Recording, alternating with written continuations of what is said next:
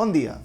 La genealogia genètica ens ofereix un seguit d'eines que ens ajuden a complementar una investigació familiar i, com totes les eines, cal saber fer-la servir. Si seguiu el canal des de fa un temps, sabeu que vaig dedicar un vídeo als errors que s'acostumen a cometre en una investigació genealògica. Sovint són errors de principiant i que a poc els anem corregint. En el cas de la genealogia genètica passa una mica el mateix, amb l'afegit que aquestes proves tenen un cert cost i que a més estem parlant de dades que no depenen només de nosaltres, sinó d'un tercer, és a dir, l'empresa que proporciona aquests serveis, el laboratori. Però bé, no ens posem nerviosos. Com sempre, segons com es miri, podem parlar d'errors o de consells, així que us ho podeu agafar com una guia sobre què fer i què no fer.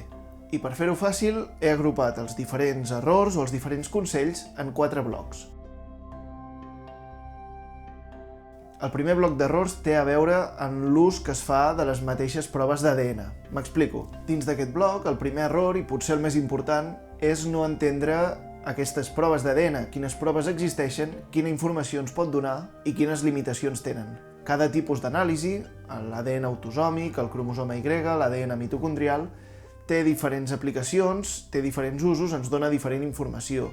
I, per tant, és important educar-se i entendre com funciona cadascuna d'aquestes proves. Vaig parlar breument de les modalitats que existeixen en un vídeo que us deixo enllaçat a la descripció. En d'altres vídeos miraré d'aprofundir en cadascuna d'aquestes proves, així que aquest és un bon moment, com qualsevol altre, per recomanar-te que subscriguis al canal i estar al dia dels nous vídeos que publiqui. Feta la falca, anem pel segon error que té a veure amb aquest primer. Com he dit, aquestes proves tenen un cost. No és un cost prohibitiu, i, de fet, en els darrers anys s'ha abaratit moltíssim, fins al punt que podem trobar una prova d'ADN autosòmic per menys de 50 euros. De fet, i a tall d'exemple, en el darrer Black Friday, MyHeritage oferia el seu test d'ADN per uns 33 euros, i durant aquestes festes de Nadal, Family Tree DNA tenia el Family Finder per uns 45 euros. Però cal tenir-ho en compte. Si no tenim un objectiu clar, si no sabem quina informació ens donen aquestes proves, podem estar gastant un munt de diners en unes proves que tampoc ens aporten res. I per descomptat, és difícil marcar-se un objectiu si no tenim una base genealògica sobre la qual investigar. Així que un altre error podria ser començar la casa per la teulada i llançar-nos a fer proves sense haver fet una investigació genealògica a la manera tradicional. Amb una idea clara del què sabem i del que no sabem, podrem decidir millor què és el que ens convé. El segon bloc d'errors són tots aquells relacionats amb la interpretació dels resultats. Molt bé, ja ens hem fet la prova i ja tenim el resultat. I ara, què en fem? Aquí obviaré la qüestió de les estimacions ètniques, perquè ja en vaig parlar en un altre vídeo, ja vaig donar la meva opinió i a nivell genealògic no ens aporten res. Les coincidències d'ADN amb d'altres individus, en canvi, són el resultat més important i seria un error ignorar-les. Si la col·laboració entre genealogistes és recomanable quan es tracta de genealogia tradicional, en el cas de la genealogia genètica és gairebé imprescindible. Posar-se en contacte amb aquestes persones, col·laborar-hi i, si s'escau, oferir-los ajuda. No aprofundir en aquestes connexions ens pot fer perdre l'oportunitat de descobrir nous avantpassats i nova informació. Ara bé, no totes les coincidències d'ADN són igual d'importants. En el cas de l'ADN autosòmic sabem que com més ADN tenim en comú, més propera és la relació, així que podem fer un càlcul o una estimació del grau de parentiu amb aquesta persona. Però l'error aquí seria ignorar el paper que hi juguen altres factors, especialment l'atzar. Per exemple, en relacions llunyanes, aquest atzar fa que l'ADN en comú sigui molt variable i, per tant, el càlcul del parentiu és molt difícil o fins i tot impossible. Així que començar a fer suposicions a partir de dades poc concretes no és molt aconsellable. El cas extrem on això passa són les anomenades zones pile-up, o zones d'apilament. Són regions de l'ADN on es donen coincidències amb molts d'usuaris, amb segments de 8, 9 o 10 centimòrgans. A vegades són fruit de l'atzar, en d'altres casos es tracta de zones molt estables i amb poca variabilitat, que han perdurat al llarg de moltes generacions sense alterar-se. Tenim un avantpassat comú? Doncs possiblement. Però ens hauríem de remuntar uns quants centenars d'anys i, per tant, estaríem fora del marc temporal genealògic i, per tant, és irrellevant. Aquestes regions pile-up ens poden suposar un bon mal de cap i les detectarem només si gestionem correctament aquesta informació. Per tant, passem al tercer bloc d'errors, que tracta precisament d'això, de la gestió de la informació. El primer error d'aquest bloc, el setè de la llista, si no m'he descomptat, és no fer servir una de les eines que ens proporcionen la major part d'aquests laboratoris, i és el navegador de cromosomes. Està molt bé saber la quantitat d'ADN que compartim amb una altra persona, però és igual d'important saber de quina manera està distribuït aquest ADN al llarg del genoma. No és el mateix tenir en comú 6 o 7 segments de 8-9 centimòrgans, on la meitat poden ser falsos positius, que aquests mateixos 60 centimòrgans repartits en 2 segments de 30. I un cop hem accedit a aquestes dades, què? Si no gestionem correctament aquests resultats, desaprofitarem tota la informació que en podem extreure, que és molta.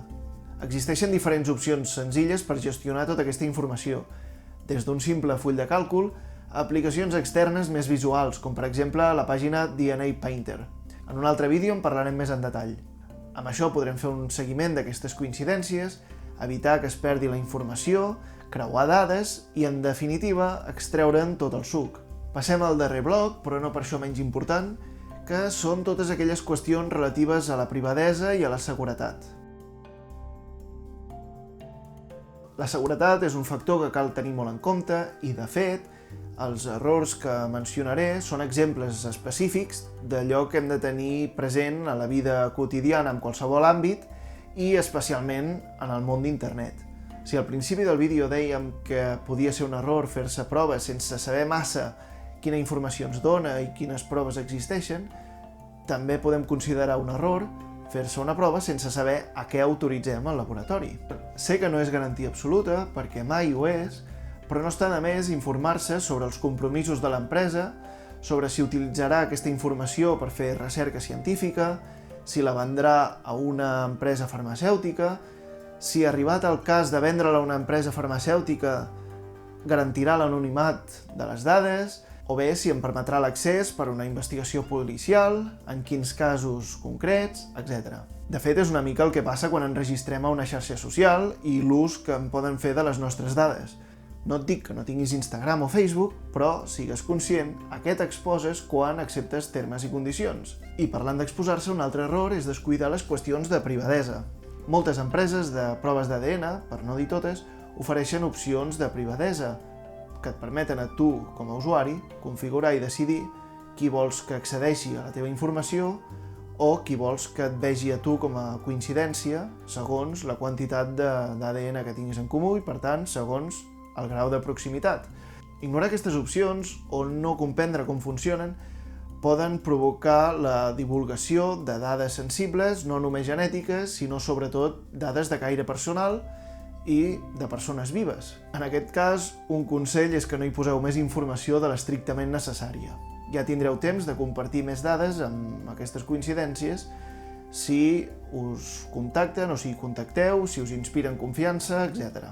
Per altra banda, hi ha l'error de descuidar les qüestions referents a la ciberseguretat, amb coses tan absurdament senzilles com fer servir una contrasenya feble o previsible, o fer servir la mateixa contrasenya per Family Tree DNA, MyHeritage, el correu electrònic, les 10 xarxes socials, les 20 botigues online i aquella pàgina on et vas registrar fa 10 anys per participar en un concurs i que ja ni deu existir.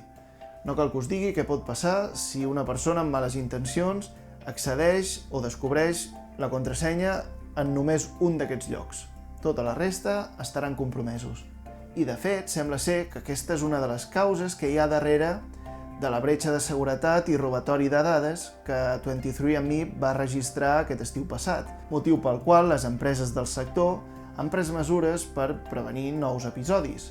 I, finalment, l'últim error podria ser compartir dades genètiques amb terceres parts. Els laboratoris permeten descarregar-nos aquesta informació genètica que podem carregar en d'altres empreses o en d'altres pàgines web per obtenir nova informació o noves coincidències. Per exemple, podem descarregar-nos les proves que ens hem fet a MyHeritage i carregar-les a Family Tree DNA per accedir a la seva base de dades. Ara bé, també hi poden haver llocs fraudulents o poc segurs.